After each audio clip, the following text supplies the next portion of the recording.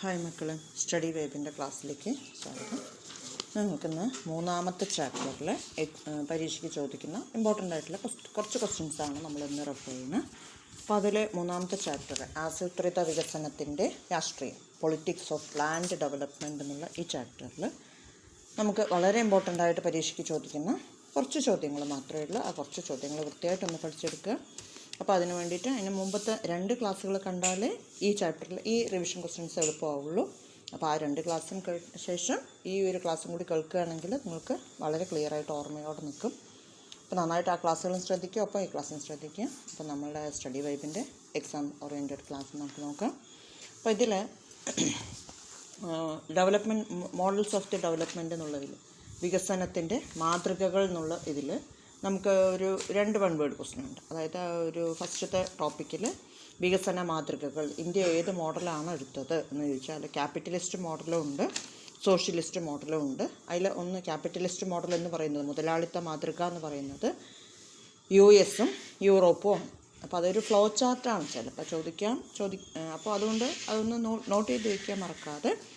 വികസന മോഡലുകൾ 2 തരം, ഒന്ന് മുതലാളിത്ത മാതൃക, മറ്റൊന്ന് സോഷ്യലിസ്റ്റ് മാതൃക.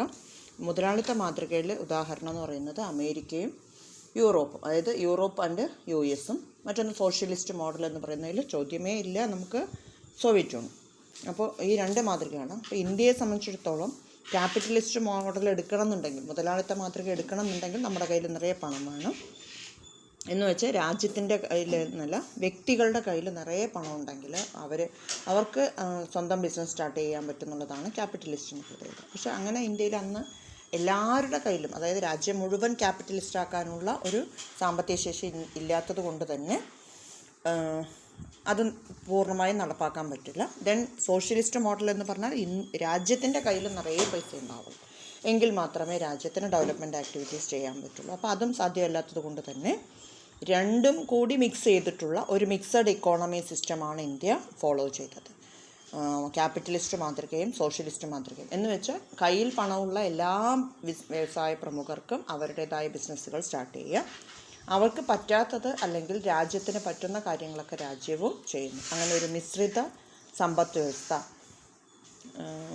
അതായത് മിക്സഡ് ഇക്കോണമിയാണ് ഇന്ത്യ ഫോളോ ചെയ്തത്. അപ്പോൾ ഇന്ത്യ ഏത് ഇക്കോണമിയാണ് ഫോളോ ചെയ്തത് വെച്ചാൽ മിക്സഡ് ഇക്കോണമി. ഇന്ത്യയുടെ മുന്നിലുണ്ടായിരുന്ന 2 ഓപ്പർച്യൂണിറ്റീസ്, ഒന്ന് മുതലാളിത്തവും മറ്റൊന്ന് സോഷ്യലിസ്റ്റ്, ക്യാപിറ്റലിസ്റ്റ് മോഡലും സോഷ്യലിസ്റ്റ് മോഡലും.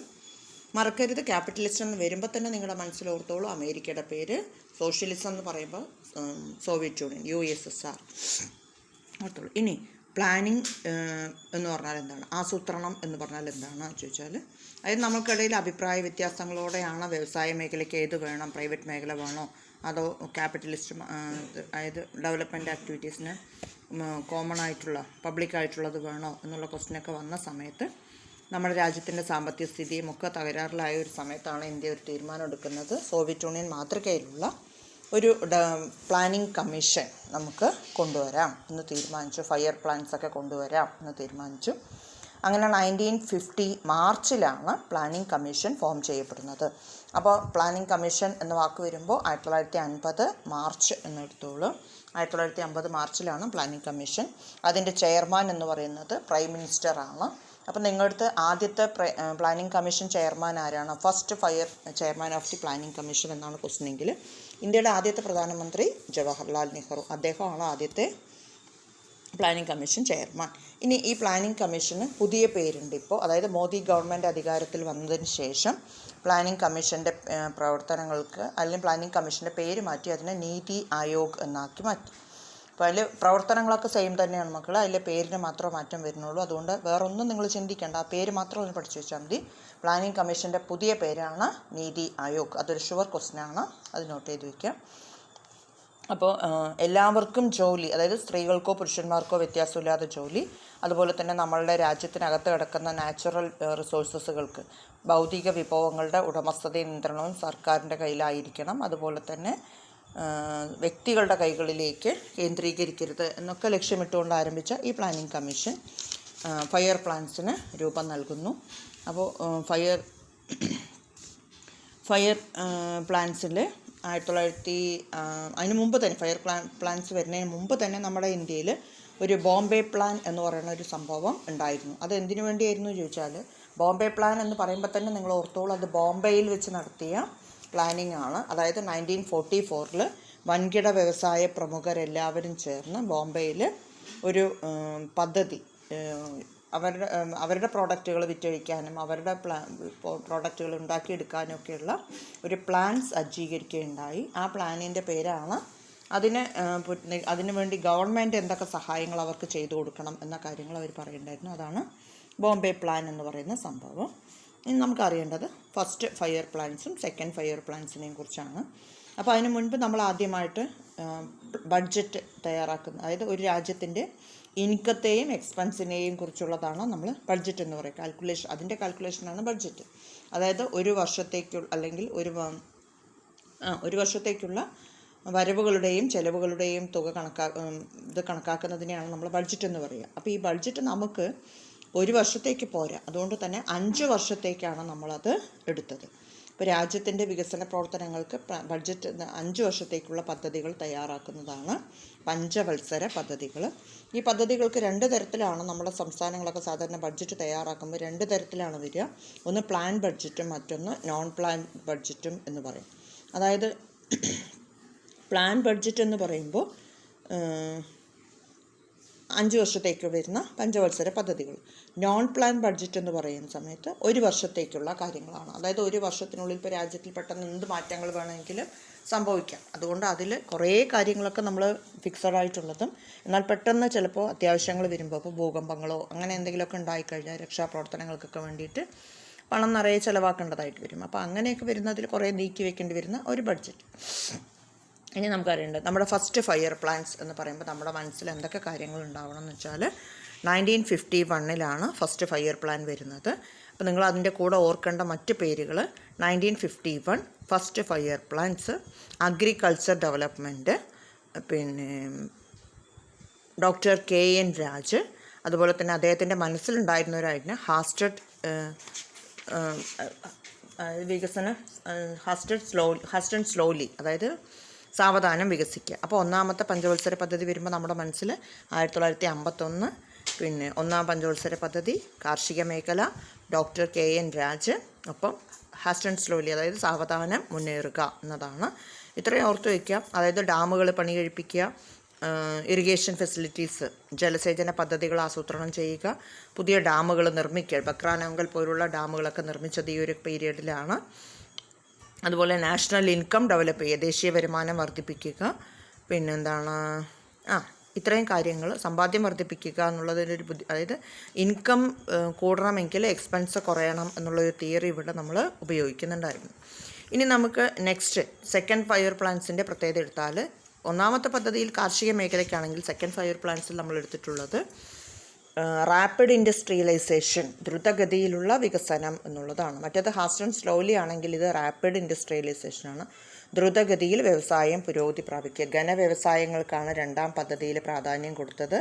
1951 മുതൽ 56 വരെയാണ് ഒന്നാം പദ്ധതിയെങ്കിൽ ഇവിടെ 1956 മുതൽ 61 വരെയാണ് രണ്ടാമത്തെ പദ്ധതി.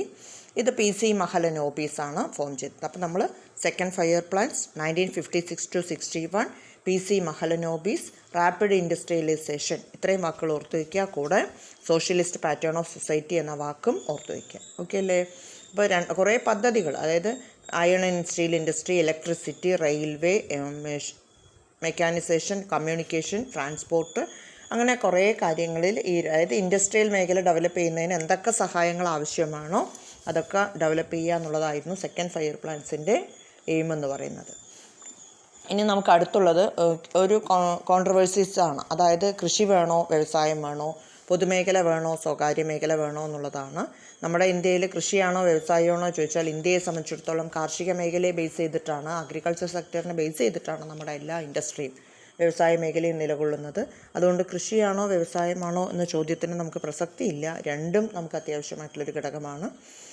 അപ്പോൾ കാർഷിക അതിനെക്കുറിച്ച് ഗാന്ധിയനായിട്ടുള്ള കുമരപ്പ എന്ന് പറയുന്ന അദ്ദേഹം നമ്മളോട് പറഞ്ഞു തന്നിട്ടുള്ളത്, അതുപോലെ ചൗധരി ചരൺ സിംഗ് ഇവരൊക്കെ പറഞ്ഞത് നമുക്ക് വേണം, കൃഷി വേണം, കൃഷിയില്ലെങ്കിൽ അത് ശരിയാവില്ല എന്നാണ്. അപ്പോൾ JC കുമരപ്പയുടെയൊക്കെ അഭിപ്രായം കാർഷിക മേഖല ഡെവലപ്പ് ചെയ്താലേ കാർഷിക മേഖലയിൽ പുരോഗതി ഉണ്ടായാൽ മാത്രമേ വികസനം പറ്റുള്ളൂ. കാർഷിക മേഖലയിൽ പുരോഗതി ഉണ്ടായില്ലെങ്കിൽ നമ്മളുടെ രാജ്യത്തിലെ വികസനങ്ങളൊന്നും പുരോഗതിക്കില്ല. അതുപോലെ തന്നെ ഗ്രാമീണ മേഖലകളും തകർച്ചയിലേക്ക് പോകും എന്നാണ്. അപ്പോൾ എന്തായാലും കാർഷിക മേഖല ഒഴിവാക്കാനാവില്ല എന്ന് വിദഗ്ധരായ ആളുകൾ അഭിപ്രായപ്പെട്ടു.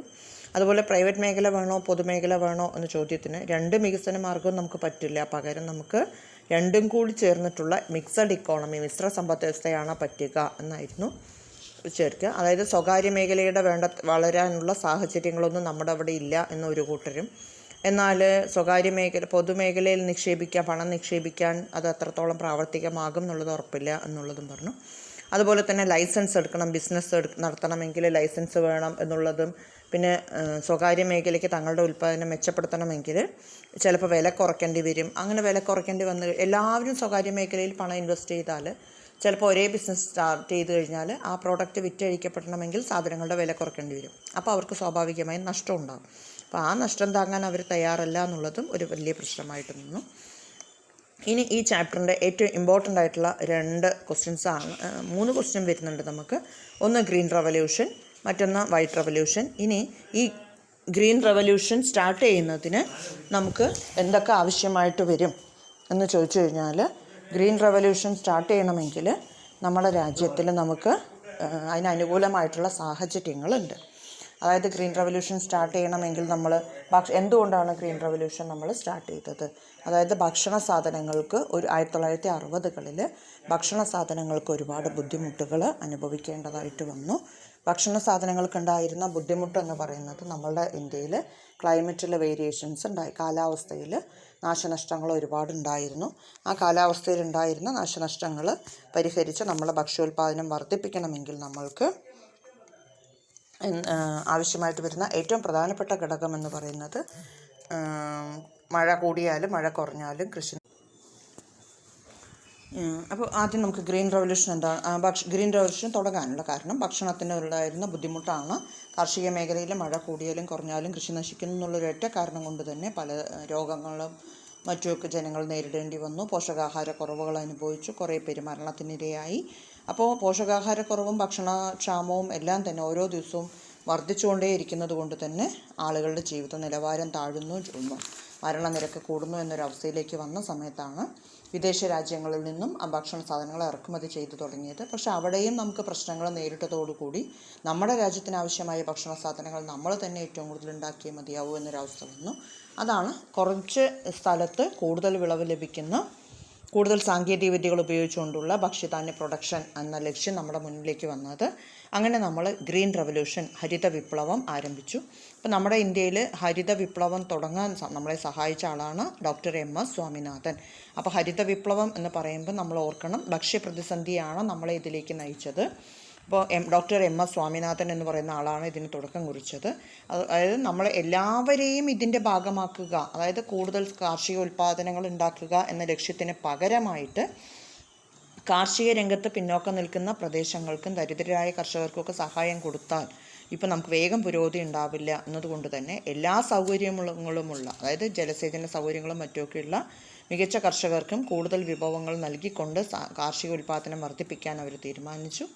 അത്യുൽപാദന ശേഷിയുള്ള വിത്തുകളും ഹൈ ഈൽഡിങ് വെറൈറ്റി സീഡ്സും പെസ്റ്റിസൈഡ്സും അതുപോലെ തന്നെ കെമിക്കൽ ഫെർട്ടിലൈസേഴ്സും ഒക്കെ ഉപയോഗിച്ചുകൊണ്ട് ഇറിഗേഷൻ ഫെസിലിറ്റീസിൻ്റെ സഹായങ്ങളും ടെക്നോളജികളും ഒക്കെ ഉപയോഗിച്ചുകൊണ്ട് കാർഷികോൽപാദനം വർദ്ധിപ്പിക്കുന്നതിൽ ഹരിത വിപ്ലവം ഡെവലപ്പ് ചെയ്തു. ഗോതമ്പിൻ്റെ ഉൽപ്പാദനമാണ്, റൈസിൻ്റെയും ഗോതമ്പിൻ്റെയും ഉൽപ്പാദനം, അതായത് നെല്ലും ഗോതമ്പുമാണ് ഏറ്റവും കൂടുതൽ പ്രൊഡ്യൂസ് ചെയ്യാൻ സാധിച്ചത്.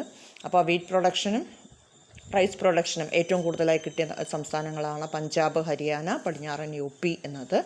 അപ്പോൾ ഇത് നമുക്ക് ഒരുപാട് പുരോഗതിയൊക്കെ ഉണ്ടായി. പക്ഷേ ഇതിൻ്റെ ഒരു ഡിസഡ്വാൻറ്റേജസ് എന്ന് പറയുന്നത്, പോരായ്മ എന്ന് പറയുന്നത്, ഇതിൽ പണക്കാർ മാത്രമാണ് ഇതിൽ ഭാഗഭാക്കായത്. സാമ്പത്തികമായി മുൻപന്തിയിൽ നിൽക്കുന്നവരാണ്. ദരിദ്രരായ ആളുകൾ ഇപ്പോഴും ദരിദ്രരാണ്. പക്ഷെ രാജ്യത്തിൻ്റെ മൊത്തം ഉൽപ്പാദനത്തിൻ്റെ അളവിൽ വർധനവുണ്ടാക്കാൻ സാധിച്ചു എന്നുള്ളതാണ് ഇതിൽ മെച്ചം. പിന്നെ അതേപോലെ തന്നെ ഇടത്തരക്കാരെ സംബന്ധിച്ചിടത്തോളം ഇത് കുറേ പേർക്ക് പ്രയോജനം ചെയ്തു, കുറേ പേർക്കത് ഒന്നും ചെയ്യാനായിട്ട് സാധിച്ചില്ല എന്നുള്ളതാണ്. ഇനി അടുത്ത് നമുക്ക് വൈറ്റ് റവല്യൂഷനാണ്. വൈറ്റ് റവല്യൂഷനിൽ നമ്മൾ ഓർക്കേണ്ടത് വർഗീസ് കുര്യൻ എന്ന് പറയുന്ന ആളാണ് വൈറ്റ് റവല്യൂഷൻ അഥവാ ക്ഷീര വിപ്ലവത്തിൽ. വർഗീസ് കുര്യനെ നമ്മൾ മിൽക്ക് മാൻ ഓഫ് ഇന്ത്യയുടെ പാൽക്കാരൻ എന്നാണ് നമ്മളതിനെ വിശേഷിപ്പിക്കുന്നത്. ഇത് നമ്മുടെ അമൂൽ കമ്പനിയുടെ വളർച്ചയുമായി ബന്ധപ്പെട്ടാണ്. അപ്പോൾ അത് ഓർത്തു വയ്ക്കണം. അമൂൽ കമ്പനിയുടെ പരസ്യവാചകമായിട്ടുള്ള അട്ടർലി ബട്ടർലി ഡെലീഷ്യസ് എന്നുള്ള വാക്ക് നിങ്ങൾ എപ്പോഴും കേട്ടിട്ടുണ്ടാവും. അപ്പോൾ പാലുൽപാദനവുമായി ബന്ധപ്പെട്ടതാണ് ക്ഷീരവിപ്ലവം. ഓർത്തു വയ്ക്കുക. ക്ഷീരവിപ്ലവം, വൈറ്റ് റവല്യൂഷൻ, ധവള വിപ്ലവം എന്നൊക്കെയുള്ള വാക്കിൽ ഇന്ത്യയുടെ പാൽക്കാരൻ വർഗീസ് കുര്യൻ, ഇദ്ദേഹമാണ് അമൂൽ കമ്പനി സ്റ്റാർട്ട് ചെയ്യുന്നതിനുള്ള തുടക്കം കുറിച്ചു വെച്ച ആൾ. Gujarat cooperative milk and marketing federation limited എന്ന സ്ഥാപനമാണ് അമൂലിൻ്റെ ഉൽപ്പന്നങ്ങളൊക്കെ പുറത്തിറക്കിക്കൊണ്ടിരിക്കുന്നത്. ഗുജറാത്തിൽ ആനന്ദ് നഗരത്തിൽ പണി കഴിപ്പിച്ച ഈ പ്രോഡക്റ്റിൻ്റെ ഉൽപ്പാദനം ഏകദേശം 25 ലക്ഷം വരുന്ന പാലുൽപാദകർ അംഗമായിക്കൊണ്ട് ഗ്രാമത്തിൻ്റെ വികസനത്തിനായിട്ട് പ്രവർത്തിച്ചുകൊണ്ടിരിക്കുന്നു. പോവർട്ടി ഇറാഡിക്കേഷൻ, അതായത് ദാരിദ്ര്യ നിർമ്മാർജ്ജനം എന്ന ലക്ഷ്യം ഇതിൻ്റെ പുറകിലുണ്ട്. 1970 ഓപ്പറേഷൻ ഫ്ലഡ് എന്ന് പറയുന്ന ഒരു ഗ്രാമീണ വികസന പരിപാടി ആരംഭിച്ചു. അതിലും ധാരാളമായിട്ടുള്ള പാലുൽപാദകർ അംഗമായി മാറി. അപ്പോൾ പാലുൽപാദകരെയും അതുപോലെ തന്നെ കൺസ്യൂമേഴ്സിനെയും പ്രൊഡ്യൂസേഴ്സിനെയും ഒരുമിച്ചുകൊണ്ട്, പാലുൽപാദകരെയും ഉപഭോക്താക്കളെയും ഒരുമിച്ചുകൊണ്ട് ഇടനിലക്കാരെയൊക്കെ ഒഴിവാക്കി വർഷം തോറും ഒരു നിശ്ചിത വരുമാനം പാലുൽപാദകർക്ക് ലഭ്യമാക്കുക എന്നതായിരുന്നു ഇതിൻ്റെ ലക്ഷ്യം. അപ്പോൾ ഓപ്പറേഷൻ ഫ്ലഡ് എന്നത് വെറുമൊരു പരിപാടിയല്ലാതെ രാജ്യം മുഴുവനും നമ്മളിപ്പോൾ ഇന്ന് കാണുന്ന പാൽ സൊസൈറ്റികൾ പോലുള്ള സ്ഥാപനങ്ങൾ തുറക്കുന്നതിന് ലക്ഷക്കണക്കിന് വരുന്ന അംഗങ്ങളെ അതിൻ്റെ ഭാഗമാക്കാനും ഈ സൊസൈറ്റിക്ക് സാധിച്ചു, സംഘടനയ്ക്ക് സാധിച്ചു. അങ്ങനെ രാജ്യത്തിൻ്റെ പുരോഗതി ഉറപ്പാക്കാൻ അവർക്ക് കഴിയുകയും ചെയ്യും. അപ്പോൾ ഇത്രയും വാക്കുകളും കാര്യങ്ങളും ഓർത്തു വയ്ക്കുക. നാളെ നമുക്ക് നമ്മുടെ ക്ലാസ്സിൽ 4th ചാപ്റ്ററുമായിട്ട് വരാം. അപ്പോൾ പരീക്ഷ ആകുമ്പോഴേക്കും ബുക്കിൻ്റെ പകുതിയെങ്കിലും കഴിയും. മോഡൽ എക്സാം വരുമ്പോഴേക്കും അത് കഴിഞ്ഞ് ആനുവൽ എക്സാം ആകുമ്പോഴേക്കും നമ്മൾ ബുക്ക് കംപ്ലീറ്റ് ചെയ്യും. നിങ്ങൾ നന്നായി പഠിച്ചു പോകുക, നിറയെ മാർക്ക് വാങ്ങാൻ ശ്രമിക്കുക. ഒപ്പം സ്റ്റഡി വൈബിന് കൂടുതൽ കുട്ടികളിലേക്ക് എത്തിക്കാനും കൂടി നിങ്ങൾ ശ്രമിച്ചോളൂ. Okay, bye. ക്ലാസ്സുകൾ ഇഷ്ടപ്പെട്ടെങ്കിൽ ഷെയർ ചെയ്യുക, കമൻറ്റ് ചെയ്യുക. എല്ലാവരും നന്നായിട്ട് കേൾക്കുക, നിറയെ മാർക്ക് വാങ്ങുക. Okay, bye.